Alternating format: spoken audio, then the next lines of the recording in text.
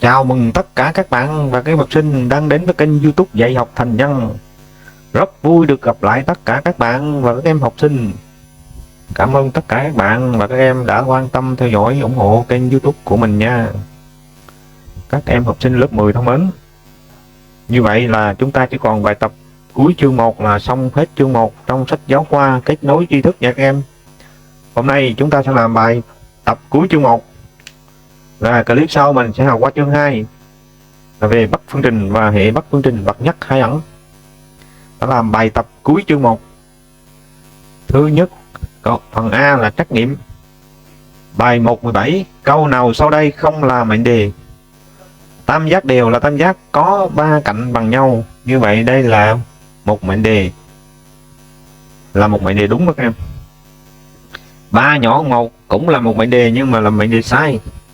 4 - 5 bằng 1 cũng là mệnh đề nhưng mà là mệnh đề sai. Như vậy cái câu bạn học giỏi quá là cái câu cảm thán, cho nên nó không phải là mệnh đề, cho nên mình chọn câu D. Tiếp tục qua bài 1/18 cho định lý. Nếu hai tam giác bằng nhau thì diện tích của chúng bằng nhau. Mệnh đề nào sau đây đúng? Hai tam giác bằng nhau là điều kiện cần để diện tích của chúng bằng nhau. Nếu thì đây là điều kiện đủ nha các em. Một câu điều kiện cần đây là sai rồi nè. Hai tam giác bằng nhau là điều kiện cần và đủ để chúng có diện tích bằng nhau, cũng sai luôn.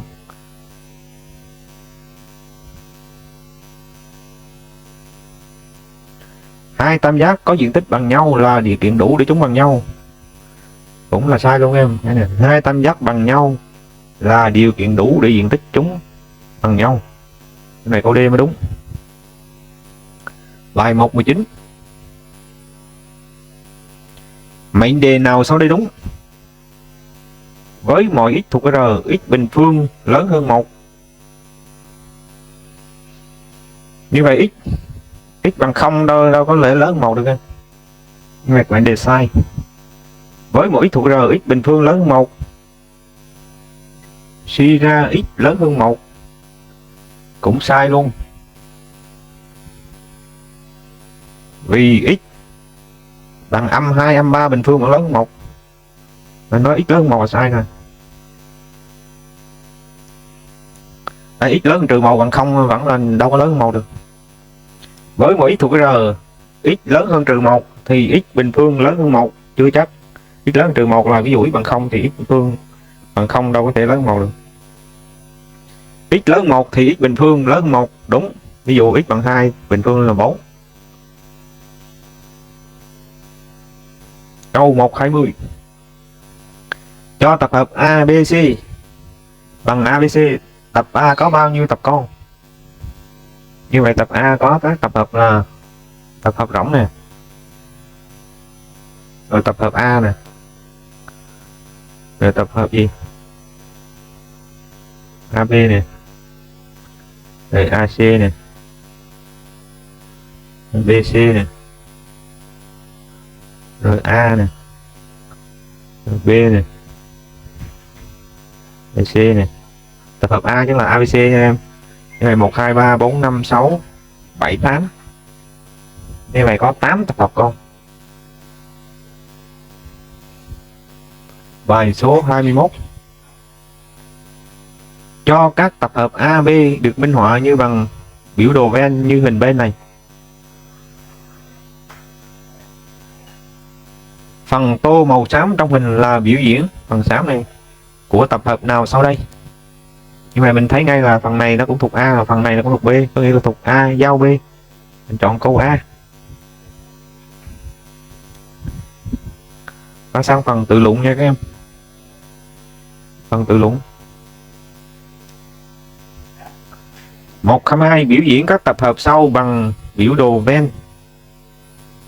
Thì cái này mình chỉ vẽ cái vòng tròn ra mình ghi xong rồi. A nè,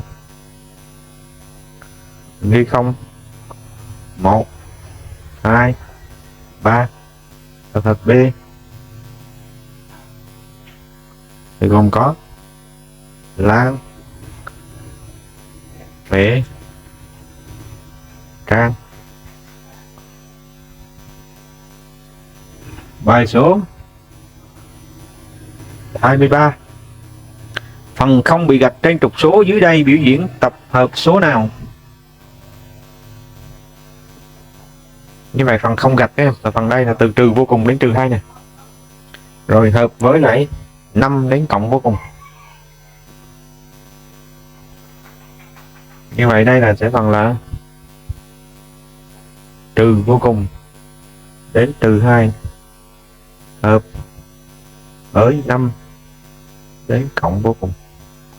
Đó, hợp hai phần này lại.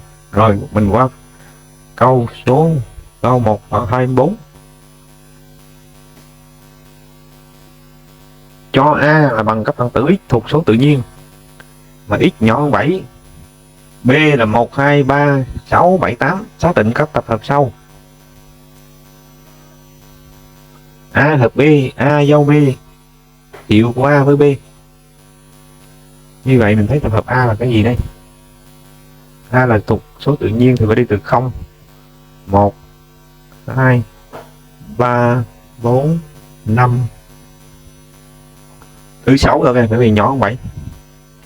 Như vậy A hợp B sẽ là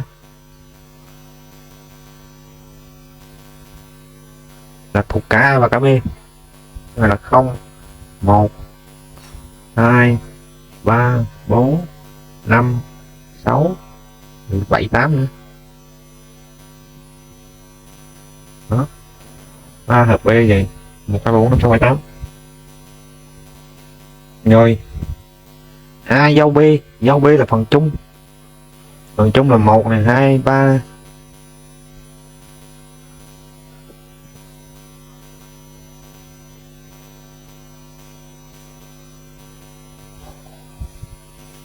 Giao là phần giao là mấy đây? 1, 2, 3. 1, 2, 3, 6. A giao B 1, 2, 3, 6. Rồi A trừ B là bằng phần tử của A mà không thuộc B. Như vậy số 0, số 1, số 2, số 3. Như vậy số 4, 4, 5. 0, 4, 5 em. Đó. Ta qua bài 25. Cho hai tập hợp A là bằng trừ 2 cho đến đoạn là trừ 2 cho đến 3. B là 1 cho đến cộng vô cùng. Trừ 2 cho đến 3 em. Đây là A nè. Trừ 2 cho đến 3 nè. B là 1 cho đến cộng vô cùng. 1 đây.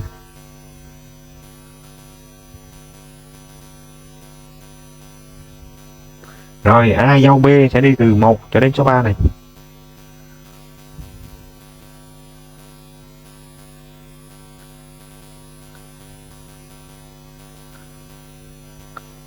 Vâng.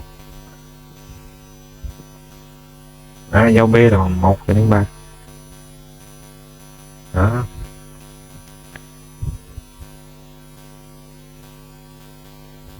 A B trừ A là các phần tử thuộc B mà không thuộc A. Mình bỏ khúc đây em. Là lấy từ đây đến đây thôi nè, là từ 3 cho đến cộng vô cùng. B trừ A là bằng 3 cho đến cộng vô cùng. Ừ. Phần bù của B trên R, phần bù của B trên R là cái phần này nè, phần bù của B trên R này là bằng từ trừ vô cùng cho đến 1. Lấy luôn có mốc dung, lấy luôn số 1 á. Rồi bài 126. Xác định các tập hợp sau và biểu diễn chúng trên trục số.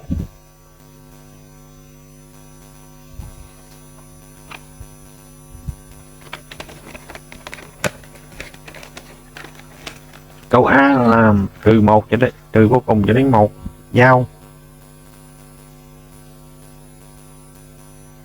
Trừ vô cùng cho đến 1 giao cho nó 0 cho đến cộng vô cùng. Như vậy đây sẽ nó bằng cái gì? Nó sẽ bằng là 0 cho đến 1. Cho nên bằng 0 cho đến 1.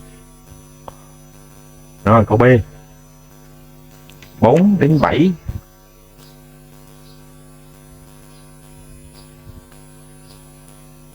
4 đến 7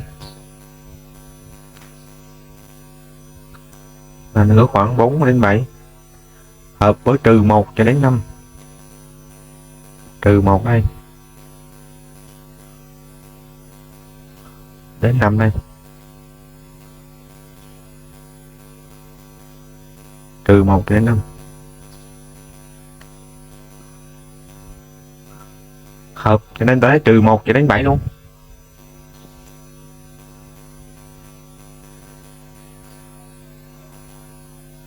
Trừ 1 mắt tròn 7 mặt vuông. Rồi 4 đến 7 trừ cho 3 cho đến trừ 3 cho đến 5. 4 đến 7 trừ 3 cho đến 5.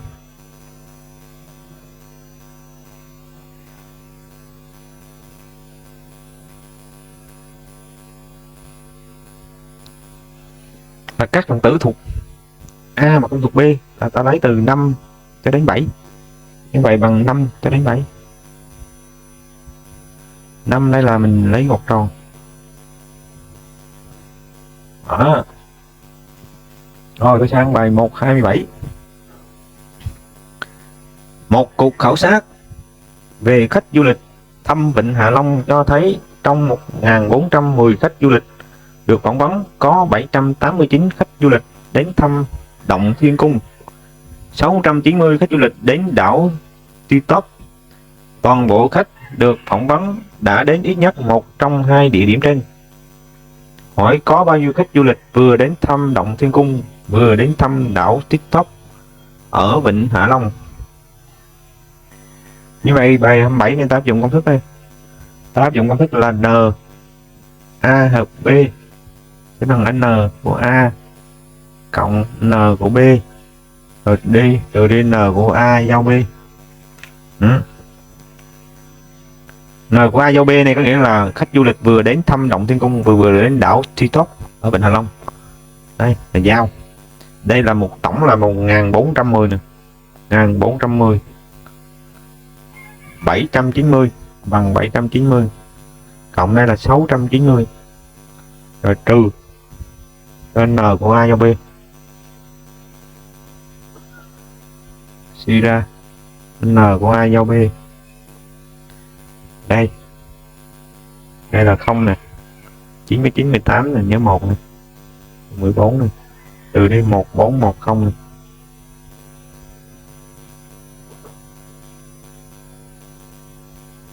Bảy trăm tám mươi chín ha, 789.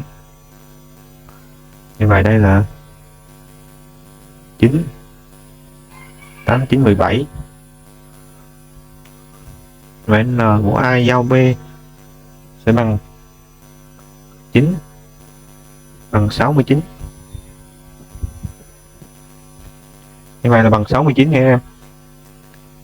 Có 69 khách du lịch vừa đến thăm Động Thiên Cung vừa đến thăm đảo Ti Top ở Hạ Long.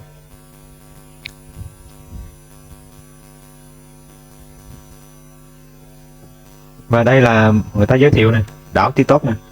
Đảo Ti Top nằm trong Vịnh Hạ Long, thuộc thành phố Hạ Long, tỉnh Quảng Ninh, cách cảng du lịch Bãi Cháy khoảng 7 đến 8 km. Về phía đông nam, dưới chân đảo là một bãi tắm có hình vầng trăng ôm trọn lấy chân đảo. Bãi cát tuy nhỏ nhưng rất thoáng đãng và yên tĩnh, bốn mùa nước sạch và trong xanh. Ngày 22 tháng 11 năm 1962, Chủ tịch Hồ Chí Minh cũng cùng nhà du hành vũ trụ người Liên Xô G. Titov đến thăm đảo để ghi dấu kỷ niệm chuyến đi đó.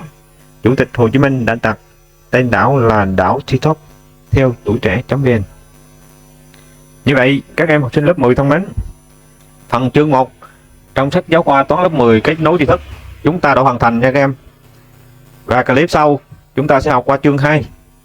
Và thầy đến đây xin chào tạm biệt tất cả các em.